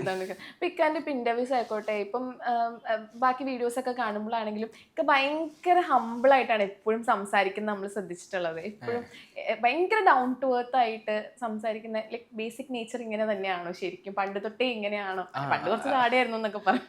ജാടയല്ല, ഞാൻ ജാട കാണിക്കുവാണെങ്കിൽ അവൻ ജാട ഇടുന്നുണ്ടല്ലോ എന്ന് മനസ്സിലാവുന്ന ഒരു ജാട ഞാൻ കാണിക്കുള്ളൂ. അത് ജാട കാണിക്കുന്നിടത്ത് ഞാൻ നന്നായിട്ട് കാണിക്കുകയും ചെയ്യും. എന്നെ ഇങ്ങോട്ട് പുച്ഛിക്കുന്നവരെ ഞാൻ ഈജിപ്തി തേക്ക് ഒരു ഇൻസിഡന്റ് പറയാൻ പറ്റുമോ? ഇൻസിഡൻസ് അല്ല, നമുക്ക് ചിലവർ നമ്മളെങ്ങനെ സംസാരിക്കുമ്പോൾ നമുക്കറിയുമ്പോൾ കേട്ടോ കൊട്ടിയാണല്ലോ സംസാരിക്കണേ. കാര്യം കുറെ ഇങ്ങനെ ഇരുന്ന് കൊട്ടുമ്പോഴത്തേക്ക് ഞാൻ പറയും മതി നിർത്തിക്കോ, ഞാൻ തിരിച്ച് കൊട്ടി പറയി കഴിഞ്ഞ് കഴിഞ്ഞാൽ പ്രശ്നമാവും. അതൊക്കെ മറ്റേ എനിക്ക് ഇക്കാനെ പറ്റി എന്തെങ്കിലും മോശം എന്നോട് വന്ന് പറയുന്നത് എനിക്ക് തീരെ സഹിക്കാൻ പറ്റാത്ത കാര്യമാണ്. ഞാൻ കുറെ കേട്ടിട്ടുണ്ട്. ഞാൻ മതി നിർത്ത്, എങ്ങോട്ട് കേറി പോകുന്നേ. പൊട്ടിത്തെറിച്ചിട്ടുള്ള എന്തെങ്കിലും ഇൻസിഡൻസ്? ഞാൻ പൊട്ടിത്തെറിക്കുകയല്ല ചെയ്യണേ, ഞാൻ അങ്ങ് ഇൻസൾട്ട് ചെയ്ത് കളയൂരെ, അങ്ങ് ഇരുത്തി കളയും. അതായത് എന്നോട് വന്ന് ചൊറിയുന്നവൻ ലാസ്റ്റ് അവൻ ഇരുന്ന് ചിന്തിക്കണം, അയ്യോ വേണ്ടായിരുന്നു, ഇല്ലെങ്കിൽ എനിക്ക് ഉറക്കം വരില്ല. അപ്പൊ നല്ലൊരു മറുപടി അവർ കൊടുക്കണം. അത് എന്റെ ഉറക്കം കളയുന്ന ഒരു പരിപാടിയാണ്. അതുകൊണ്ട് അതായത് ഞാൻ ചുമ്മാ ഈ സോഷ്യൽ മീഡിയ കിടന്ന് ഇടികൂറുന്ന കാര്യമല്ല ഞാൻ പറയുന്നത്. നേരിട്ട് നമ്മളെ ചുമ്മാ ആൾക്കാർ വന്നിട്ട് ചൊറിയാനൊക്കെ പരിപാടിക്ക് അപ്പൊ നല്ലൊരു കൊട്ടു കൊടുത്ത് നമ്മള് സോഫ്റ്റ് ആയിട്ടൊരു കൊട്ടു കൊടുത്തു കഴിഞ്ഞാൽ അവന് കാര്യവും മനസ്സിലാവും, പിന്നെ വാ തുറക്കത്തുമില്ല. അതൊക്കെ എന്റെ ഒരു എന്റർടൈൻമെന്റ് ആണ്. എനിക്ക് ഫ്രണ്ട്സ് ആയിട്ടിരിക്കുമ്പോ ഒരാളെ മാത്രം എയിം ചെയ്ത് അങ്ങിട്ട് കൊട്ടിക്കൊണ്ടേയിരിക്കും.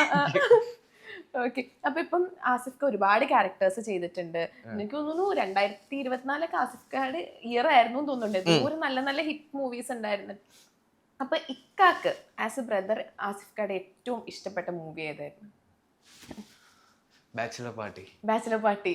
ഓ അയ്യോ, അതിന്റെ ഭയങ്കര ഫാനായിരുന്നു ഞാൻ. എനിക്ക് കാര്യം ഞാൻ കോളേജിൽ ജോയിൻ ചെയ്യുമ്പോഴാണ് ആ സിനിമ ഇറക്കുന്നത്. അതിന്റെ എല്ലാ ചാടയും ഞാൻ കാണിച്ചിട്ടുണ്ട്. എല്ലാ ചാടയല്ല, എനിക്ക് ഇക്കട ക്യാരക്ടർ ഞാൻ കോളേജിൽ പഠിക്കുമ്പോഴാണ് ബാച്ചിലർ പാർട്ടി, കിളി പോയി ഒക്കെ ഇറങ്ങുന്നത്. നല്ല സിനിമകളെല്ലാം ഇറങ്ങിയ വർഷം അതായിരുന്നു.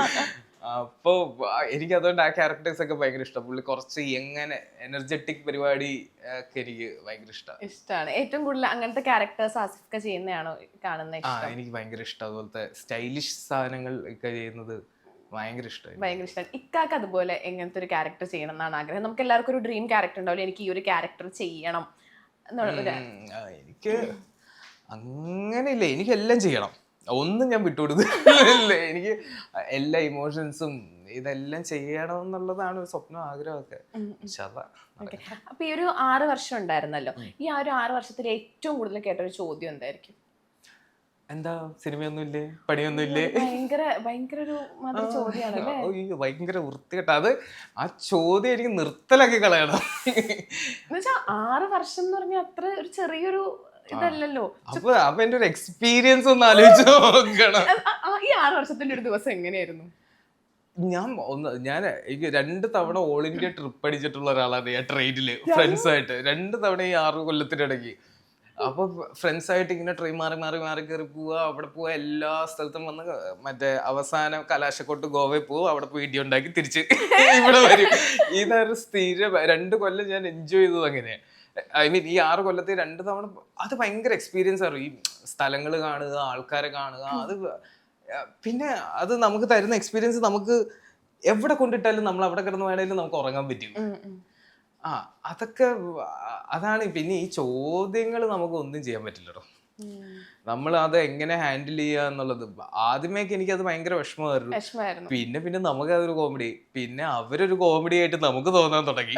പിന്നെ അവരെ തിരിച്ചിട്ട് ആക്രമിക്കുക എന്നുള്ളതായി. പിന്നെ നമ്മൾ ഈ പരിപാടിയെ എല്ലാ ഇപ്പൊ ഇന്റർവ്യൂസിലായിക്കോട്ടെ എല്ലാം ഓപ്പൺ ആയിട്ട് പറയാറുണ്ട്. ഇപ്പൊ 6 വർഷം ഞാൻ വെറുതെ ഇരിക്കുവായിരുന്നു എന്നുള്ള കാര്യം ഇപ്പൊ എവിടെയാണെങ്കിലും ഒക്കെ അത് പറയാറുണ്ട്. ലൈക്ക് ചില ആളുകൾ എന്ന് വെച്ചാൽ ആ ഒരു ഇത് അങ്ങനെ പറയാൻ ശ്രമിക്കാറില്ലല്ലോ. നമുക്ക് സിനിമയിൽ മാത്രമുള്ള ഒരു പ്രത്യേകതയാ 6 കൊല്ലം വെറുതെ ഇരിക്കുക എന്നുള്ളത്. നമ്മൾ പറഞ്ഞില്ലെങ്കിലും നാട്ടുകാർക്ക് നന്നായിട്ട് അറിയാം ഇവർ 6 കൊല്ലം വെറുതെ ഇരിക്കുവായിരുന്നു എന്നുള്ളത്. അല്ലാതെ ഞാൻ പറയും, ഇപ്പോ ഒരു സിനിമയിൽ വന്ന ഒരു ആക്ടർ ഇനിയിപ്പോ ഭാവിയിൽ ഒരു അംബാനിയുടെ സ്ഥാനത്ത് എത്തിയാലും അവൻ സിനിമ വന്നിട്ട് രക്ഷപ്പെട്ടില്ല എന്നേ പറയുള്ളൂ. അതുകൊണ്ട് പിന്നെ ഇത് കുറെ കഴിയുമ്പോൾ ഇത് ഭയങ്കര കോമഡി ആവും. ഞാൻ ഇപ്പൊ ഉള്ള പുതിയ പിള്ളേരൊക്കെ വരുമ്പോഴത്തേ ഞാൻ പറയും ഇതുപോലെ പല ചോദ്യങ്ങളും വരും, മൈൻഡ് ചെയ്യണ്ട. പിന്നെ ഇതൊക്കെ ലൈഫിൽ പിന്നെ ഒരു പാർട്ടാണ്. നമ്മൾ പിന്നെ എനിക്കൊന്ന് ഇപ്പൊ അങ്ങനെ ചോദിക്കുന്നവരും കുറഞ്ഞുകൊണ്ടിരിക്കുകയാണ്, കാലഹരണപ്പെട്ടുകൊണ്ടിരിക്കുകയാണ് അങ്ങനത്തെ ചോദ്യങ്ങളും ചോദിക്കുന്നവരും. അങ്ങനത്തെ ഒരു ചോദ്യം വരുമ്പോ അതെങ്ങനെയാണ് ഇതിനകത്തൊന്നും എസ്കേപ്പ് ആവുന്നത്? എന്തേലും കോമഡി അടിച്ച് അങ്ങ് ചാടി കളയും. അതിനുള്ള എന്തേലും വരെ കല്യാണ വീട്ടിലോ മരണ വീട്ടിലൊക്കെ പോകുമ്പോഴാണ് എന്തെങ്കിലുമൊക്കെ കാണുന്നത്.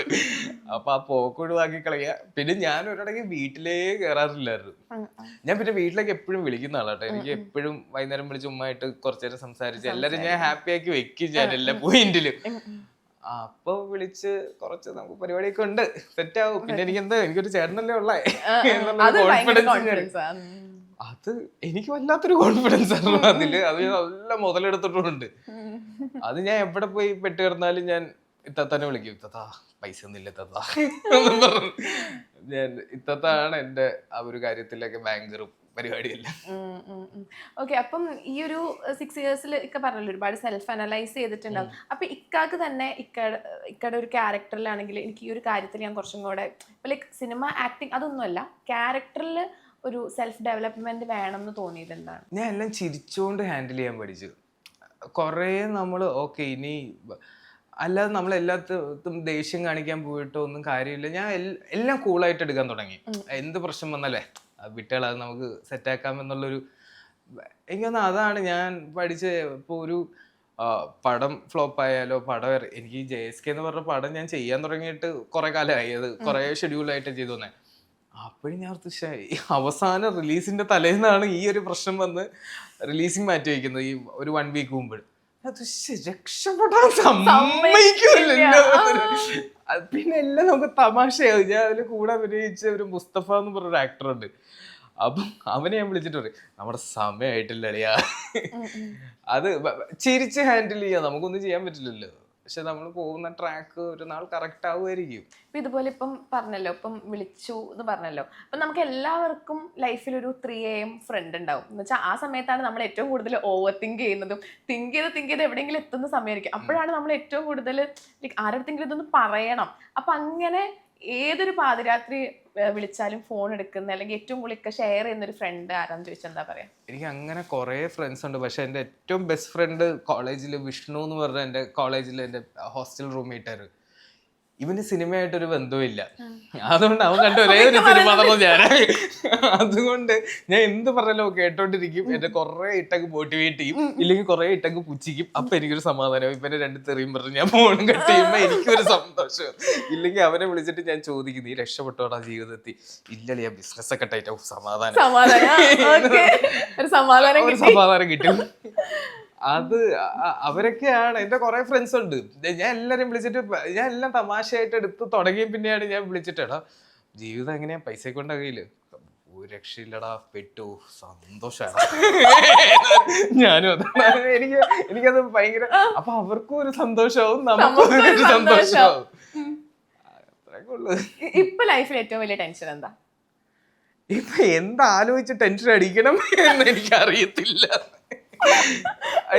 ഇപ്പൊ ലൈഫില് എന്റെ ബാങ്ക് അക്കൗണ്ടിൽ പൈസ ഉണ്ടെങ്കിൽ ഞാൻ ഭയങ്കര ഹാപ്പിയാണ്.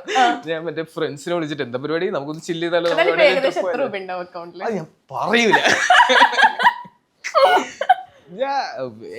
ഇപ്പൊ ജീവിച്ച പോലെ ഇപ്പൊ. അതുകൊണ്ട് എനിക്ക് ഭയങ്കര സന്തോഷമുള്ള പരിപാടി, എനിക്ക് ഇക്കാടെ മക്കള് അതും ഹൈ, ഇവരെ കൊണ്ട് ഗിഫ്റ്റ് വാങ്ങിച്ചു കൊടുക്കലാണ് എന്റെ പരിപാടി. എനിക്ക് ഇവർക്ക് സർപ്രൈസ് കൊടുക്കുക, ഇവരെ ഫാമിലീസിൽ കൊണ്ട് വാങ്ങിക്കുക, അത് വേണം ഇത് വേണം വാങ്ങിക്കുക, ഇവർക്ക് ടോയ്സ് വാങ്ങിച്ചു കൊടുക്കല്, എനിക്ക് ഗിഫ്റ്റ് ചെയ്യാൻ ഭയങ്കര ഇഷ്ടമാണ്. അപ്പൊ ഞാൻ ഇങ്ങനെ വരുമ്പോഴത്തേക്ക് എനിക്ക് ഇഷ്ടപ്പെട്ട ആൾക്കാർക്കൊക്കെ ഞാൻ എന്തെങ്കിലും ഇങ്ങനെ ഗിഫ്റ്റ് വാങ്ങിച്ചു കൊടുത്തോണ്ടിരിക്കും. ഇപ്പം പറഞ്ഞല്ലോ ഇപ്പൊ ലൈഫ് എല്ലാം ഭയങ്കര ലൈക്ക് ടേക്ക് ഇറ്റ് ഈസി, ആ ഒരു ഇതിനകത്താണ് കൂളായിട്ടാണ് പോകുന്നത് എന്ന് പറഞ്ഞല്ലോ. അപ്പൊ എപ്പോഴെങ്കിലും ലൈക്ക് ഞാൻ കുറച്ചും കൂടെ ഒന്ന് സീരിയസ് ആവണം എന്ന് തോന്നിയിട്ടുണ്ടോ? ഈ സീരിയസ് ആവണമെന്ന് തോന്നിക്കഴിഞ്ഞാൽ ഞാൻ എല്ലാത്തിലും സീരിയസ് ആണ്. ഞാൻ സംസാരിക്കുമ്പോൾ ചുമ്മാ തമാശ അടിക്കുന്നേ ഉള്ളൂ. ഞാൻ ഇപ്പൊ സിനിമയുടെ സെലക്ഷൻ ആണേലും സ്ക്രിപ്റ്റ് വായിക്കുന്ന കാര്യത്തിലാണേലും ഇതൊക്കെ ഞാൻ വളരെ സീരിയസ് ആയിട്ട് തന്നെയാണ് ഇപ്പൊ എടുക്കുന്നത്. കാര്യം നമ്മള് ഇനിയൊരു പ്രൊഡ്യൂസറെ ബുദ്ധിമുട്ടാനോ ഇതോ പാടില്ല. നമുക്കതിൽ വലിയൊരു പാർട്ട് ഉണ്ടെന്ന് എനിക്ക് ഇപ്പോഴാണ് എനിക്ക് തോന്നി തുടങ്ങിയത്. പണ്ടൊന്നും എനിക്ക് അങ്ങനത്തെ ഒരു ഐഡിയ ഇല്ലായിരുന്നു. ഇപ്പം ഞാൻ കാരണം ഒരു സിനിമ ഓക്കെ പറഞ്ഞ് ആ ഡയറക്ടർ അത് നന്നായിട്ട് ചെയ്യാൻ കാലിബറുള്ള ആളാണെങ്കിൽ ആ പ്രൊഡ്യൂസറിനും കാശ് തിരിച്ച് കിട്ടണം. അതൊക്കെ ഭയങ്കര സീരിയസ് ആയിട്ട്, ബാക്കിയുള്ളവരുടെ ഇമോഷനെ ഞാൻ സീരിയസ് ആയിട്ട് തന്നെയാണ് കാണുന്നത്. പിന്നെ ഇതൊക്കെ ചുമ്മാ തമാശ പറയുന്നത്. നമ്മള് എപ്പോഴും ഒരാളിരുന്ന് ഉപദേശിച്ചുകൊണ്ടിരുന്നിട്ടൊന്നും ഒരു കാര്യമില്ല. നമ്മളെല്ലാം ഫണ്ണായിട്ട് കാണാൻ പറ്റും. ഒരാൾക്ക് വിഷമം ഉണ്ടെങ്കിൽ കൂടെ നിൽക്കുക, അല്ലെങ്കിൽ ചുമ്മാ ചില്ല് ചെയ്ത് പോവുക. അപ്പം ഇപ്പൊ ജയസ്കേലാണെങ്കിൽ അനുപമ ഉണ്ട്, മാധവ് സുരേഷ് ഉണ്ട്, സുരേഷ് ഏട്ടൻ ഉണ്ട്, പിന്നെ ദിവ്യശേഷി ഉണ്ട്, അങ്ങനെ കുറെ ആർട്ടിസ്റ്റുകളുണ്ട്. സോ അപ്പം ഇവരുടെ കൂടെ ഒക്കെ എനിക്ക് തോന്നുന്നു കുറെ നാൾക്ക് ശേഷം ഒരുപാട് സ്റ്റാർ കാസ്റ്റ് ഉള്ളൊരു സിനിമ ചെയ്യുന്നത് ഇതാണ് തോന്നുന്നത് അല്ലേ? അപ്പൊ ഇവരുടെ കൂടെയൊക്കെ അഭിനയിക്കുന്ന സമയത്ത് ടെൻഷൻ ഉണ്ടായിരുന്നു. ഞാനൊരു 6 വർഷത്തിന് ശേഷമാണ് വരുന്നത്, അപ്പം ഒരു ഇതുണ്ടാവും. എനിക്ക് ആദ്യത്തെ ഒരു 2 ദിവസം ചെറിയ ടെൻഷനൊക്കെ ഉണ്ടായിരുന്നു. പിന്നെ ആ ദിവസം തന്നെ എനിക്ക് സുരേഷ് ഏട്ടനായിട്ടുള്ള ഒരു കോമ്പിനേഷൻ ഇതായിരുന്നു. അതോടുകൂടി എന്റെ സകല ടെൻഷനും പോയി. ടെൻഷൻ അടിച്ചിട്ട് ഒരു കാര്യമില്ലാതെ എനിക്ക് മനസ്സിലായി. പിന്നെ ഞാൻ ഇപ്പൊ ബാക്കിയുള്ള സിനിമകളൊക്കെ പറഞ്ഞില്ലേ, ഫ്രണ്ട്സിന്റെ സിനിമകളാണ്. അപ്പൊ ഇത് എനിക്ക് മറ്റേ പുറത്തുനിന്ന് ഒരാൾ വിളിച്ച് ഇങ്ങനെ ഡേറ്റ് എടുത്ത് ഇങ്ങനെ പ്രോപ്പർ വേ പോയ ഒരു സിനിമയാണ്. അതുകൊണ്ട് എനിക്ക് ഭയങ്കര ടെൻഷനായിരുന്നു. എനിക്ക് പോയി പിന്നെ ഞാൻ അതിന്റെ ചീഫ് അസോസിയേറ്റ് ഉണ്ട്, രാജേഷ് അടൂർ എന്ന് പറഞ്ഞു. പുള്ളിനെ സോപ്പിട്ട് പരിപാടിയൊക്കെ പഠിച്ച് ഞാൻ 2 ദിവസം മുമ്പ് ഞാൻ എല്ലാവരും രാത്രിയൊക്കെ വിളിച്ച് വരുത്തി എല്ലാവരുമായിട്ട് കമ്പനിയൊക്കെ കൂടി ഞാൻ എന്റെ കയ്യിൽ എന്റെ ടീമിലാക്കും ഞാൻ. അത് കഴിഞ്ഞപ്പോഴത്തേക്കും പിന്നെ എനിക്ക് ഭയങ്കര രസമായി. പിന്നെ എനിക്ക് ഇഷ്ടപ്പെട്ടു തുടങ്ങി ക്യാമറയുടെ മുമ്പിൽ കുറച്ചുകൂടെ. ഞാൻ പണ്ട് ഭയങ്കര ടെൻഷൻ അടിച്ച് ചെയ്തോണ്ടിരുന്ന ഇപ്പോൾ എനിക്കിത് വേണം എന്നുള്ളൊരു തോന്നൽ വന്ന് ചെയ്തോണ്ട് പിന്നെ ഈ പറഞ്ഞ അനുപമ, മാധവ് ഭയങ്കര രസമായിരുന്നു അവരുടെ കൂടെ ഒക്കെ വർക്ക് ചെയ്യാനും. മാധവ് പിന്നെ കമ്പാരിറ്റീവ്ലി പുതിയ ആളാണ്. അപ്പൊ എനിക്ക് ഇവനെ ഉപദേശിക്കാൻ ഇഷ്ടം പോലെ സാധനങ്ങളുണ്ടായിരുന്നു. ഉപദേശിച്ചൊരു ഇത് പറയും. മാധവ് ഭയങ്കര ജമ്മാണ്. എനിക്ക് ഭയങ്കര ഇഷ്ടമാണ്. ഭയങ്കര അനിയനെ പോലെയാണ് എനിക്ക് തന്നെ. അവരെന്താ ഭയങ്കര പെട്ടെന്ന് ഷോർട്ട് ടെമ്പർ ഒക്കെയാണ്. അപ്പൊ ഞാൻ പണിയില്ലാതിരിക്കട്ടെ ഒരു വീട്ടിൽ എന്നൊക്കെ ഞാൻ ചുമ്മാ തമാശ. അതാണ് നേരത്തെ പറഞ്ഞേ, പുതിയ പിള്ളേരുടെ അടുത്തൊക്കെ ഞാൻ ഉപദേശിക്കാറുണ്ട്. ഞാനങ്ങനെ ഉപദേശിക്കൊന്നും വേണ്ട, എന്നെ കണ്ടു പഠിച്ചോ വീട്ടിലിരിക്കേണ്ടി വരും എന്ന് പറയാറുള്ളൂ. മാധവിന് എന്റെ വലിയ കാര്യമായിട്ട് എനിക്ക് വിളിക്കുക. വേറെ അയ്യോ അവരൊക്കെ അടിപൊളിയായിരുന്നു. പിന്നെ അനുപമയായിട്ടുള്ള നമുക്ക് പിന്നെ കോമ്പിനേഷൻസ് എല്ലാവർക്കും ഭയങ്കര കുറവായിരുന്നു. നമ്മുടെ പോർഷൻസ് എല്ലാം പല പല സ്ഥലത്തൊക്കെ ആയിട്ടായിരുന്നു വന്നോണ്ടിരുന്നത്. ഭയങ്കര എക്സ്പീരിയൻസ് ആണ്. ഇപ്പൊ സുരേഷ് ഏട്ടനായിട്ട് വർക്ക് ചെയ്യുമ്പോഴും ഭയങ്കര ടെൻഷനാണ്. സുരേഷ് ഏട്ടൻ പിന്നെ നമ്മളൊക്കെ ഭയങ്കര കണ്ട് ഡയലോഗിലൊക്കെ കൈയടിച്ചിട്ടുള്ള ആൾക്കാരാണ്. അപ്പോൾ അതൊക്കെ നേരിട്ട് കാണാൻ പറ്റുന്ന ഒരു ഭാഗ്യം തന്നെയാണ്. നമ്മുടെ എല്ലാവരുടെ ലൈഫിൽ ഒരു ഹാൻഡ് ഓഫ് ഗോഡ് പോലെ ഒരാള് വരും. ഇപ്പം ആസിഫ്ക്ക് അല്ലാതെ അങ്ങനെ നമ്മൾ ഒട്ടും പ്രതീക്ഷിക്കാത്ത സമയത്ത് വളരെ ഒരു വഴിത്തിരിവ് പോലെ വന്ന ഒരാള് ചോദിച്ചാൽ ആരായിരിക്കും പറയാ? സിനിമയിലാണോ ജീവിതത്തിൽ എനിക്ക് തോന്നുന്നു എന്റെ ഇത്താത്താണ്. അയ്യോ എനിക്ക് ലൈഫിൽ എനിക്ക് ഭയങ്കര കോൺഫിഡൻസും. എനിക്ക് ഒന്നാമത് എനിക്ക് പെങ്ങന്മാരില്ലാത്തത് ജീവിതത്തിൽ ഏറ്റവും വലിയ വിഷമമായിട്ട് കണ്ടായിരുന്നു ഒരാളാണ് ഞാൻ. എനിക്കൊരു പെങ്ങളില്ലാത്തതിന്റെ എല്ലാ വിഷമം എനിക്ക് ഉണ്ടായിരുന്നു. അത് ഇത്താത്ത വന്നേ പിന്നെയാണ്. ഇത്താത്ത ഇവരെ കല്യാണം കഴിയുന്നതിന് മുമ്പ് ഞാൻ മറ്റേ കൺമശി വാങ്ങിച്ചു വയ്ക്കലിൽ ഇത്താത്തയുടെ റൂം മറ്റേ സെറ്റാക്കൽ പരിപാടിയൊക്കെ എനിക്ക് ഭയങ്കര ഇഷ്ടമാണ്. എനിക്കൊരു പെങ്ങള് വേണമെന്നുള്ളത്. അത് ഇത്താത്ത വന്നപ്പോഴാണ് എനിക്ക് ഭയങ്കര സന്തോഷമായിരുന്നു. എന്നെ അതുപോലെ നോക്കിയ ഒരു അനിയൻ ഈ ചേച്ചിമാരെ അനിയന്മാരെ സ്നേഹിക്കുമ്പോൾ കിട്ടുന്ന ഒരു സന്തോഷം ഉണ്ടല്ലോ, അതെനിക്ക് ഇത്താത്തയുടെ കയ്യിൽ നിന്നാണ് കിട്ടിയേക്കുന്നത്. ഫുൾ ഒരു ഫാമിലി ബോണ്ടും അങ്ങനെ. ഇക്ക എന്നെ എന്തോരം ഇഷ്ടപ്പെടുന്നു എന്നുള്ളത് ഇത്താത്തയിലൂടെയാണ് എനിക്ക് മനസ്സിലായത്. ഓക്കെ, അപ്പം ഇനിയും ഒരുപാട് നല്ല നല്ല വേഷങ്ങൾ, ആഗ്രഹിച്ച പോലത്തെ നല്ല നല്ല വേഷങ്ങൾ ചെയ്യാൻ പറ്റട്ടെ. എല്ലാവിധ ആശംസകളും നേരുന്നു. Thank you so much. Joy of Jewelry Shopping. Biggest joy of jewelry shopping ഇതാ ആരംഭിക്കുന്നു. Jewelry shoppingന്റെ യഥാർത്ഥ ആനന്ദം അനുഭവിച്ചറിയൂ. Joy Alucas, world's favorite jeweler.